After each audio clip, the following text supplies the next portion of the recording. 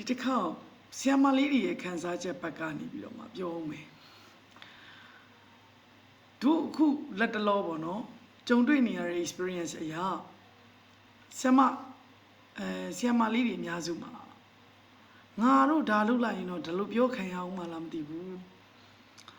မိဘကွန်ပလိန်းတွေဒီလိုတက်ခံအောင်မလားမသိဘူးဒါလုပ်လိုက်တာမှားသွားပြီလားမသိဘူးမှန်လားမသိဘူးစသဖြင့်ပေါ့နော်ဇဝေဇဝါလေးတွေဖြစ်လာတယ်ကိုလုံနေတဲ့အလုပ်ပေါ်မှာပြီးနောက်တစ်ခုပင်မန်းတယ်လို့ခံစားရတယ်ဆိုတာကိုလည်းတင်နန်းနီလေးတချို့မှာတချို့သောဆွေးနွေးချက်လေးတွေရသဘောပေါက်မိလိုက်တယ်ပင်မန်းနေတယ်ဆိုတဲ့ခံစားချက်ကလေးတစ်ခုပေါ့နော်ဆက်စမတွေမှာခံစားနေရတယ်ဘာလွဲနေလဲဆိုတော့ဘာလေးများကိုယ့်ဘက်ကဒီလိုဖြစ်နေတယ်လဲဆိုတော့လေလွဲတာဆိုတာထက်ပေါ့နော် sorry လွဲတယ်လို့မဆိုလို့ဘာလေးများဖြစ်နေတယ်လဲဆိုတော့ဘလူကလေးကိုဘလူဆုံးမမှမသိတော့တာမိဘဘက်ကကွန်ပလိန်းတွေများလာတဲ့အခါဟိုလိုဆုံးမရင်လည်းမကြိုက်ဘူးဒီလိုဆုံးမရင်လည်းမကြိုက်ဘူးဟိုလိုပြောလည်းမကြိုက်ဘူးဒီလိုပြောလည်းမကြိုက်ဘူးဆိုတဲ့အနေအထားမျိုးပေါ့တခါတလေမှာကလေးကဘောနော် imaging လုပ်ပြီးတော့မှစိတ်ကူးရင်ပြီးတော့မှတီထွင်လိုက်တဲ့ကိစ္စမျိုးလေးတွေရှိတယ်မဟုတ်ဘူးပေါ့မှန်မဟုတ်ဘူးဒါပေမဲ့သူစိတ်ကူးထဲမှာဖြစ်နေတဲ့အရာတစ်ခုကို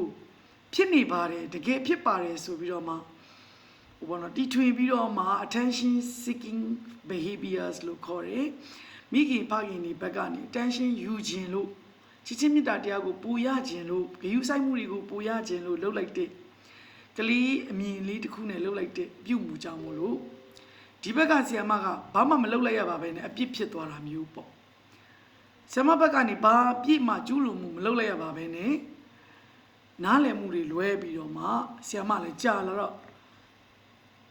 ဆီယမမိဘငါ့ကိုဘလို့များကွန်ပလိန်းတက်အောင်မလဲဆိုတဲ့စိတ်ကြောင့်မို့လို့ဘာဆက်လို့ရတော့မှမသိတော့ဘဲနဲ့မောလာတဲ့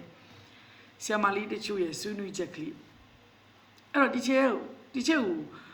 ကိုဆရာမလေးဆွေးနွေးလိုက်တဲ့အချိန်မှာဆရာမလေးတွေဆွေးနွေးလိုက်တဲ့အချိန်မှာပြန်ပြောစရာစကားကိုငငယ်တုန်းကလေးပဲအဲ့လိုဖြစ်ဘူးတယ်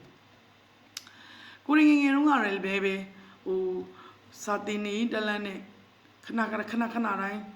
toilet သွားနေတာမျိုးတွေကလေးလေးတွေကတယောက်သွားပြီးနောက်တယောက်ဇက်တိုက်သွားတာမျိုးလေးတွေမရက်မနာတန်းတိုင်ပြောနေတာမျိုးလေးတွေ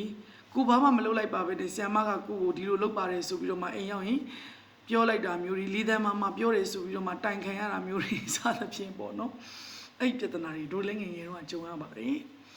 ကြုံခဲ့ပါတယ်အဲ့တော့အဲ့ဒါလေးတွေကိုဘယ်လို mindset ပြင်ရမလဲဒီချက်ရဲ့ဘယ်လိုရှေ့ဆက်ရမလဲဆိုပြီးတော့မှမေးခွန်းလေးတွေမေးထားတယ်အဲ့ဒါလေးကိုနောက်တစ်ပိုင်းမှာဖြေပေးပါမယ်